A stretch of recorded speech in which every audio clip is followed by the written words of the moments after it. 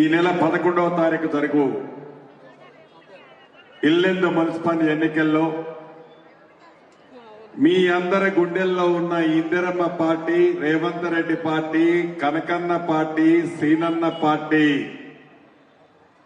Congress party హస్తం గుర్తు మీద ఓటు వేయాలని మీ దీవెనలు, మీ ఆశీస్సులు, మీ నిండు మనసుతో ఈ ఇల్లెందు మున్సిపాలిటీలోని 24 డివిజన్లకి 24 డివిజన్లు కాంగ్రెస్ పార్టీ కైవసం చేసుకునే విధంగా మీ తీర్పు ఉంటదని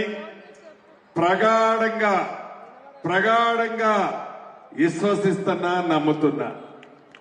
దానికి కారణమే ఇల్లెందు పట్టణంలో మున్సిపాలిటీలో 20,000 ఓట్లుంటే ఈ మీటింగ్కి వచ్చిన నా కుటుంబ సభ్యులు 10,000 పై మంది ఉన్నారు. రానోళ్ళు వీళ్ళ కుటుంబ సభ్యుల ఇంటి దగ్గర ఇంకా 10,000 ఉంటారు.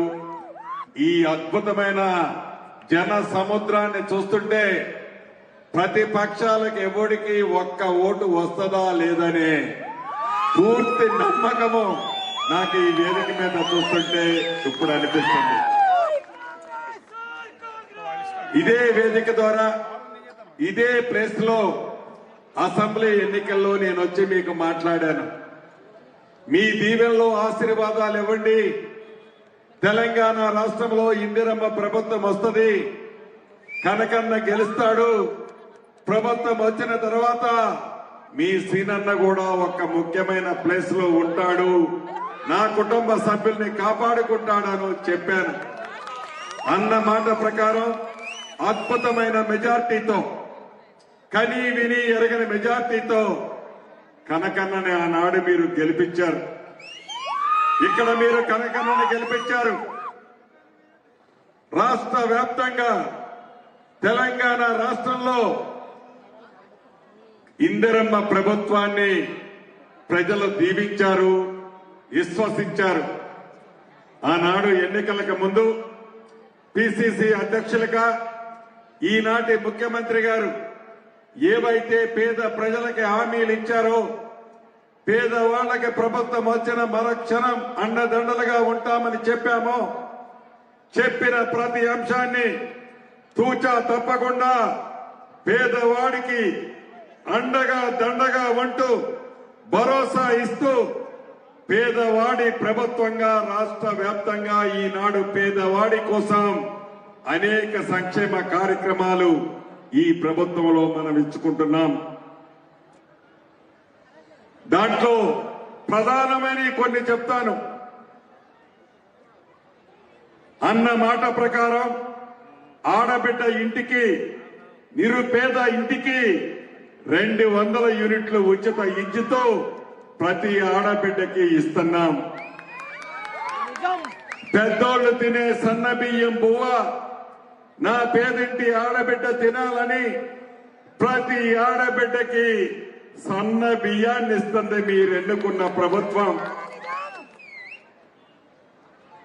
నా ఆడబిడ్డ ఆర్టీసీ బస్సులో అమ్మింటికెళ్ళినా, అమ్మోరు దగ్గరికి వెళ్ళినా ₹1 అంటే ₹1 బస్సు ఛార్జీ లేకుండా ఆర్టీసీ బస్సులో బస్సు సౌకర్యాన్ని కల్పించాం.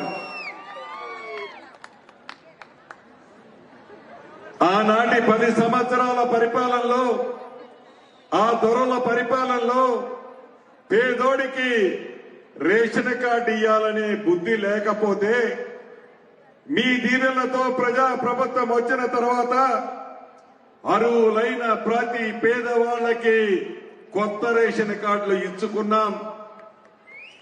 పాత రేషన్ కార్డులలో కొత్త పేర్లు ఎక్కించకపోతే కోడలు వచ్చినా, బిడ్డ పుట్టినా, కొడుకు పుట్టినా మన ప్రభుత్వంలో ఆ పాత రేషన్ కార్డులో కొత్త పేర్లు ఎక్కించుకున్నాం. 10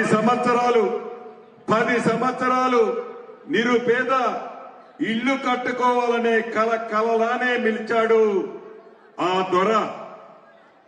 ఎక్కడ ఎన్నికలు వచ్చినా ఎప్పుడు ఎన్నికలు వచ్చినా టీవీల్లో పేపర్లో బొమ్మలు చూపించి ఈ ఎన్నికలైన తర్వాత ఇటువంటి డబుల్ బెడ్రూమ్ నీకు ఇస్తాను, ఒక బెడ్రూమ్ లో నీ అల్లుడు బిడ్డ ఉంటాడు, ఇంకొక బెడ్రూమ్ లో నీ కొడుకు కోడలు ఉంటారు, కోళ్లు ఆ మూల కప్పెడతావు, మేకను ఎక్కడ కట్టెడతావు అని బొమ్మలేసి చూపించాడే తప్ప ఆ పేదోడి కలలానే వదిలేసిపోతే ఈ ప్రజా ప్రభుత్వం వచ్చిన తర్వాత మొదటి సంవత్సరం 4.5 లక్షల ఇళ్లు ఇచ్చి మన ఇల్లింద నియోజకవర్గానికి కూడా 4,500 ఇళ్లు ఇచ్చాం. అది మొదటి విడత. రేపు ఏప్రిల్లో 2వ విడత ఇస్తాను, 3వ విడత ఇస్తాను, 4వ విడత ఇస్తాను రాబోయే 3 సంవత్సరాలలో. అంటే ఇచ్చింది కాక ఇంకా 3 విడతలు నిరుపేదలకి ఇందిరమ్మ ఇల్లు ఇవ్వటం జరుగుద్ది. ఇక్కడ ఏ ఒక్కళ్ళకి ₹1 కమిషన్ ఇవ్వాల్సిన అవసరం లేదు. ప్రతి సోమవారం 5 లక్షల్లో మీరు కట్టిన ఇంటి లెవెల్ను బట్టి టెన్షన్ గా మీ ఖాతాలోకి డబ్బులు పంపిస్తున్నాడు మీ సీనన్న ఆ శాఖ మంత్రిగా. అంతేకాదు, ఏ నిరుపేదలైతే ఉన్నారో ఆనాడు కాంగ్రెస్ ముఖ్యమంత్రిగా రాజశేఖర్ రెడ్డి గారు ముఖ్యమంత్రిగా ఉన్నప్పుడు పేదవాళ్లకి ఇళ్ల స్థలాలు ఇచ్చాం మన కాంగ్రెస్ ప్రభుత్వంలో. గడిచిన 15 సంవత్సరాలలో ఏ నిరుపేదకి 1 గజమ కూడా ఇళ్ల స్థలం ఇచ్చిన సందర్భం లేదు. ఈ ప్రభుత్వం రెవెన్యూ శాఖ మంత్రిగా చెప్తున్నా, ప్రభుత్వ భూములు ఎక్కడైతే ఉన్నాయో, నివాసానికి యోగ్యమైన భూములు ఎక్కడైతే ఉన్నాయో, నా పేదింటి ఆడబిడ్డకి ఇళ్ల స్థలం ఇచ్చి ఇల్లిచ్చే బాధ్యత కూడా నాదే.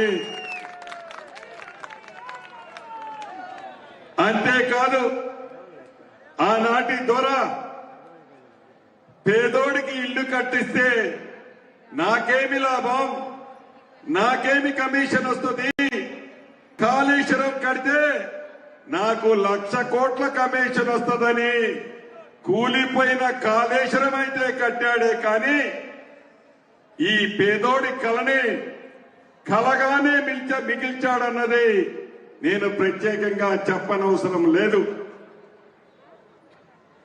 అంతేకాదు, పేదవాళ్ల పిల్లలు మంచి చదువులు చదివించాలని ఈ ప్రభుత్వం తపనతో పేదోళ్ల పిల్లలు హాస్టల్లో చదువుకునే పిల్లలకి ఆనాటి ప్రభుత్వం సరిగా బువ్వ పెట్టకపోతే 40% డైట్ ఛార్జీలు పిల్లల ఫుడ్ కోసం ఇచ్చాం.